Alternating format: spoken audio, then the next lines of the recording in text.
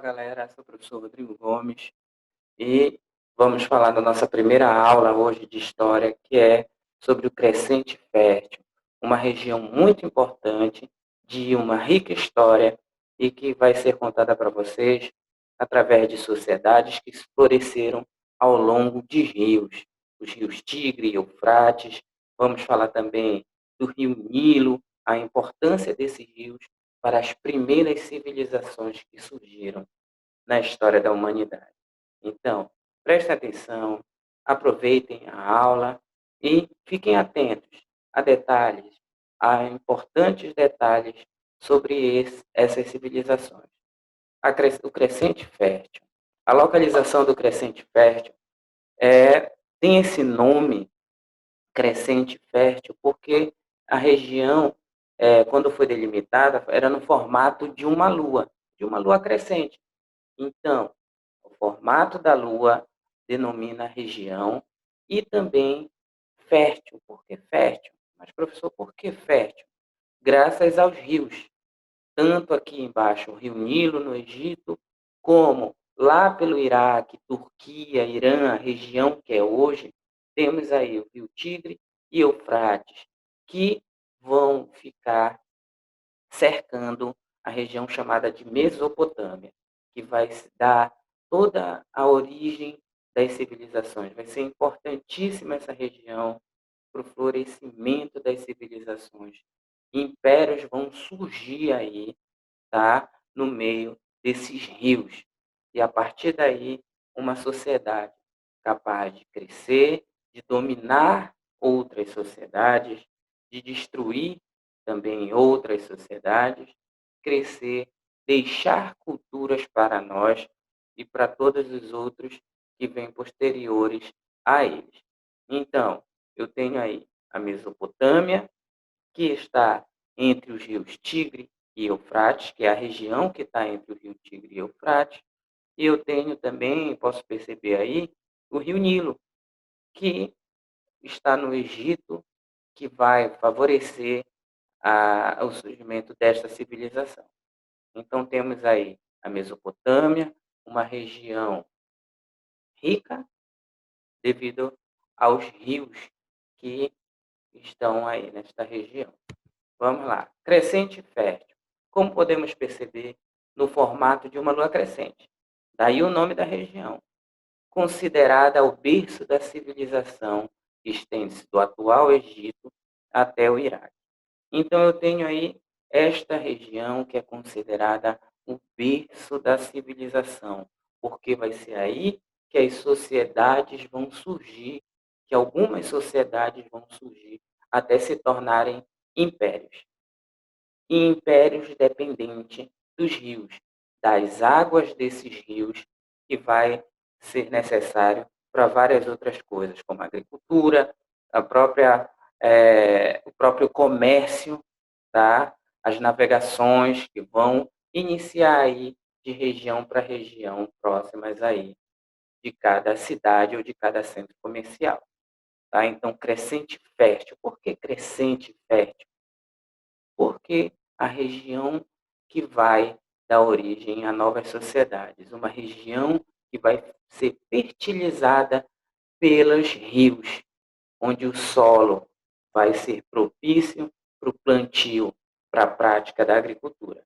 Então, temos aí o berço da civilização, o berço de várias cidades. As primeiras cidades vão surgir aí, tá? Então, vamos aprender sobre essas sociedades, sobre essas cidades que surgiram aí.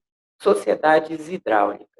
As sociedades que floresceram no Crescente Fértil utilizavam os rios para a sobrevivência. E aí eu tenho o exemplo na imagem de como eles utilizavam esse rio, tanto na região entre o Tigre e Eufrates, como na fertilização do solo, nos canais de irrigação, tanto no Egito como na Mesopotâmia. Tá? Então, temos aí exemplos de como a sociedade trabalhava, de como as pessoas viviam da prática da agricultura e da utilização desses rios, de extrema importância para a sobrevivência dessas populações. tá? Então, é uma sociedade que estava se organizando, que era dependente desses rios, mas deveriam e tinham que fazer alguma coisa, tirar do rio o seu próprio sustento, criar, inovar para poder crescer e sobreviver, tá? Crescente e fértil, um nome bem apropriado para essas civilizações, para esses povos que viviam nessa região, uma região que era de extrema importância por causa dos rios, tá? Então, Mesopotâmia, eu falei aqui da crescente fértil, falei que é a região que compreende do Egito até o atual Iraque, a Turquia e a Mesopotâmia. E aí vocês vão logo identificar a Mesopotâmia porque tem uma característica peculiar. Mesopotâmia é aquela região que fica entre os rios Tigre e Eufrates. Mesopotâmia, em grego, quer dizer terra entre rios, fazendo referência àqueles rios Tigre e Eufrates, como está aí no primeiro ponto. Então, a partir daí, a Mesopotâmia vai se tornar um centro fértil, um centro de propagação da agricultura, um centro onde vão surgir cidades importantes, as primeiras cidades da humanidade. Tá? Então, no outro ponto aí, a região garantia à população a água necessária para o consumo, a possibilidade de pesca e acesso a outras áreas através do transporte fluvial. A água, a importância da água, mais uma vez, nessa sociedade e em todas as outras sociedades, como a nossa aqui na Amazônia, né? Dependemos bastante do rio da Amazonas, tá? Do rio Guamá, aqui próximo da gente. Então, essa região garantia à população a água necessária para que ela tirasse peixe, para que ela praticasse o transporte fluvial de região para região próxima e também a fertilização do solo. Mas como, professor? E aí, no próximo ponto, a gente está vendo aí, as cheias fertilizavam o solo das margens, garantindo o local para a prática da agricultura. Então, quando enchia o rio, ao secar, ele deixava a margem do rio cheia de humus, cheia de um solo fértil, propício para a prática do plantio, da agricultura. Então, eles se utilizavam desse esquema, desse rio, para poder plantar, para poder tirar a água, né? Construíam diques, canais de irrigação ou tanques mesmo para poder armazenar água, para poder levar água para locais mais longe, porque era um solo bastante empobrecido. Cada vez mais que se afastava do rio, era um solo pobre, um solo seco, tá? Um solo quase desértico ali. Então, ali surgiram as primeiras cidades, durante a Idade dos Metais, por volta de 3.500 anos, tá? Antes de Cristo. Então, já sabemos aí a importância da Mesopotâmia, o que é o crescente fértil, tá? E os rios característicos dessas primeiras civilizações que vão ser bastante importantes ao longo da história das civilizações, ao longo dos séculos, tá? Até para a gente, até hoje, os rios são importantes. Então, a gente pode perceber aí no mapa a Mesopotâmia, é a terra entre os rios Tigre e Eufrates. Eu tenho aí a Síria, a Anatólia, a Pérsia, a Babilônia, que vocês conhecem bastante de histórias bíblicas, tá? Eu tenho mais distante ali no canto o Egito, mas a região da Mesopotâmia vão surgir as primeiras cidades, que são os pontinhos em destaque aí. Temos aí mais acima o Nínive, Assur, tá? Quis, Uruk, Babilônia, Lagash, Ur. Então, são cidades, são centros comerciais, e aí eles que vão movimentar o comércio aí, o comércio marítimo entre esses rios, para levar todo o material, todo o plantio, todas as atividades também que eles faziam ao longo dos rios. Então, essa região vai ser bastante fértil para o desenvolvimento de uma sociedade, para o desenvolvimento de grandes impérios que vão aparecer ao longo dessa região, ao longo da história da humanidade aí relacionada ao Crescente Fértil, à Mesopotâmia, tá? Então, o mapa mostra bem a região da Mesopotâmia, a região que fica entre os rios. E perceber também no mapa as primeiras cidades, as primeiras civilizações. Então, a gente vai dar agora as primeiras características dessas civilizações, desses grupos que vão se organizar ali, até formarem, até se consolidarem cidades. Tá? Então, eu tenho ali o trabalho voltado para a servidão coletiva pelos camponeses em obras do Estado. O Estado era dono das terras. Então, eu já tenho duas classes sociais aí. Uma são os camponeses que trabalhavam para o Estado e a outra o Estado, que era dono da terra. Mas quem era esse Estado? O que era esse Estado? Então, eu tenho ali, no segundo ponto, a monarquia teocrática. Então, monarquia, então, eu já sei que eu tenho um rei, um líder que vai comandar, que vai governar essa região. Tá? Então, só que era uma monarquia teocrática, que quer dizer que o governante era considerado um deus ou representante de Deus na Terra. Ponto importante que vem logo em seguida. Os povos da Mesopotâmia eram politeístas. Então, gente, a religião deles, as crenças dele eram em vários deuses. Politeísta acreditava em vários deuses. Monoteístas, que somos nós, acreditamos em um Deus só. Mas eles, povos da Mesopotâmia, acreditavam em vários deuses. E isso influenciava como o monarca, como o rei, como o governante era visto pela sua sociedade, pelos seus camponeses, e se utilizavam dessas crenças para poder dominar o povo, para poder influenciar aí nessa região.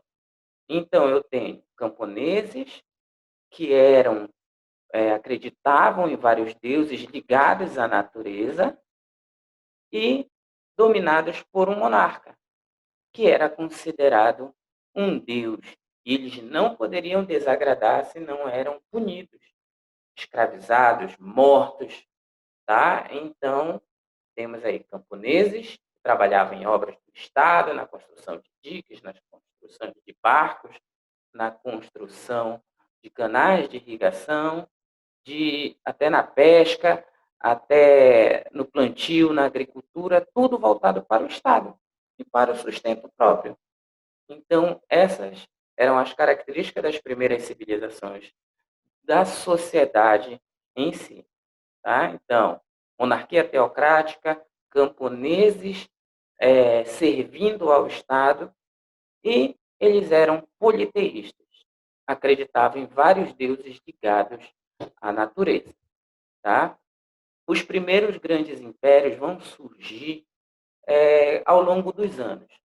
Vão passar anos, as organizações, as sociedades vão se organizando cada vez mais, vão criando os grandes estados e até se tornarem impérios. E impérios, as características desses impérios aí são guerreiros, conquistadores, tá?